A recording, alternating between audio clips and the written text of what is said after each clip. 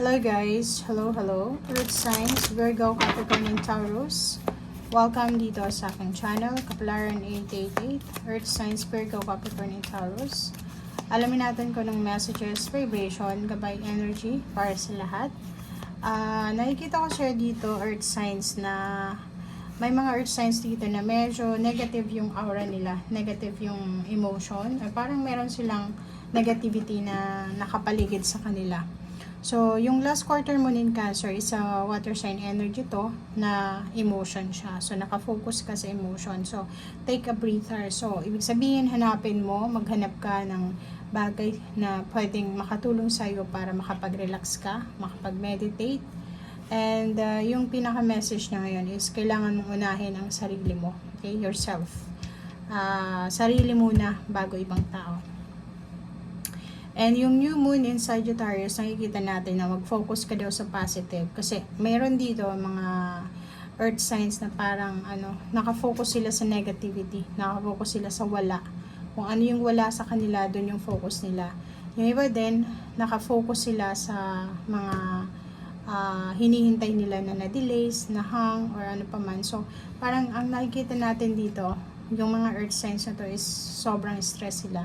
Hindi makatulog, overthink, hindi makapag-focus, walang yung energy nila kulang sa energy. Okay?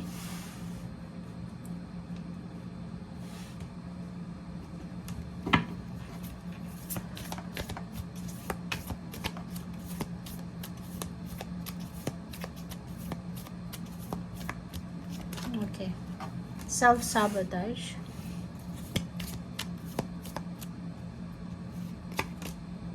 Okay. So, nakikita ko sir dito, may mga earth signs, Virgo, Capricorn, and Taurus na masyado silang nakafocus sa stability ng pamilya.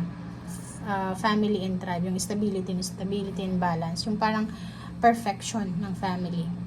So, nandito yung self-sabotage. Sinasabi na may ginagawa ka na behavior, yung parang behavior mo or parang mga habits mo na nakakasira mismo sa pagkatao mo. Yung parang masyado kang nagpi-people please, lalo na sa family mo, sa mga taong mahal mo sa buhay.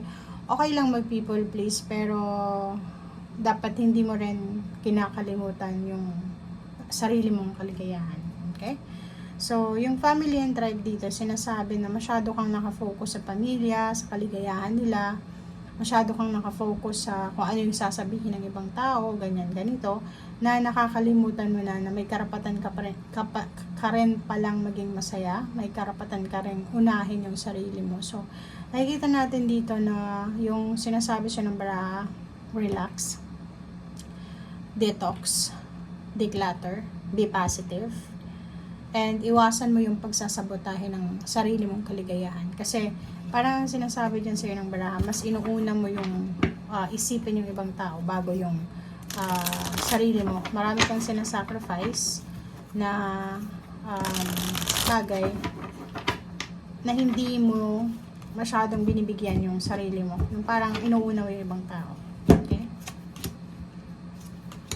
Okay, so nakikita ko sa'yo dito na may victory and success ka na hawak-hawak sa ngayon.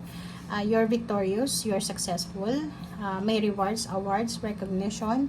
Maraming tao yung pumupuri sa'yo, pinupuri ka. Maraming tao yung nagko-comment sa'yo, nagka-congratulate. Maraming tao yung parang humahanga sa'yo, diba? Hinahangaan ka nila sa job well done mo. And meron din ditong siguro naghihintay kayo ng payments, payout, lump sum of money, bonuses, 13-month pay, or financial gain or material gain. Kung ano man yan, nakikita ko share dito na on the way na siya.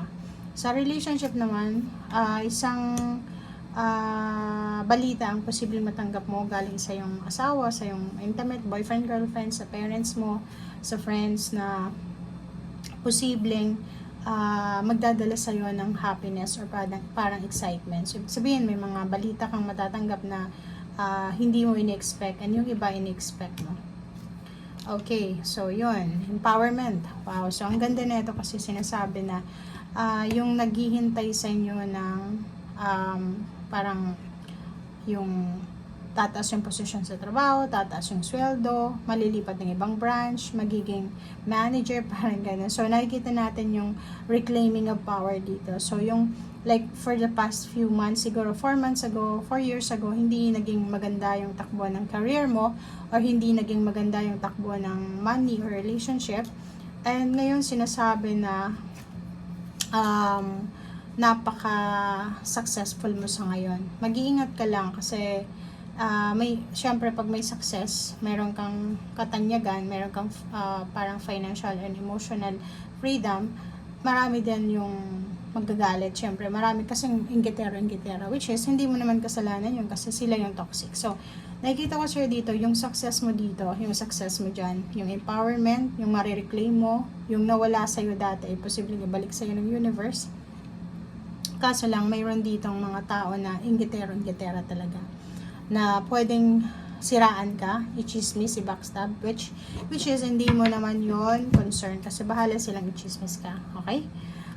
Kung may anak ka, nakikita ko sir dito na sobrang focus ka sa needs ng anak mo. So, may temptation dito na sinasabi na wag mong pababayaan yung batang ito kung sino man yung batang yan.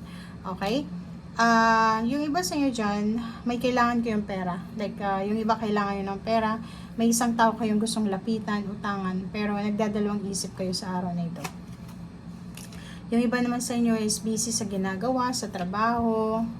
And nakikita ko naman yung iba sa inyo busy sa ginagawa, sa trabaho, sa negosyo, or sa kung ano man pagkakitaan.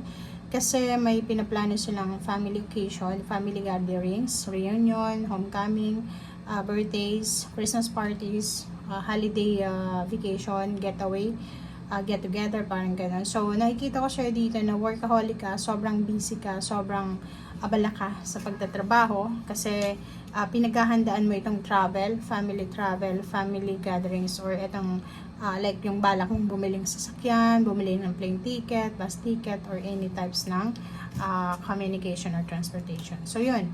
So, nakikita ko siya dito na may ina-anticipate ka na isang family, huge family, malaki siyang family events, pagtitipon-tipon ng magkapamilya, mag-anticipate ka din ng travel, relocation, mag-anticipate ka din ng sayawan, kantahan, inuman, kainan, parang ganun. And last card natin is Queen of Swords. So, sinasabi, lalo yung mga babae sa inyo, kung may anak ka, kung may batang individual sa buhay mo, lalo kung anak mo to, kailangan mo siyang bigyan ng focus ngayon. Okay? Sa kanya yung focus mo 100%. Lalo na sa health niya, sa physical, mental, and then sa emotional. Okay? Thank you guys. Bye!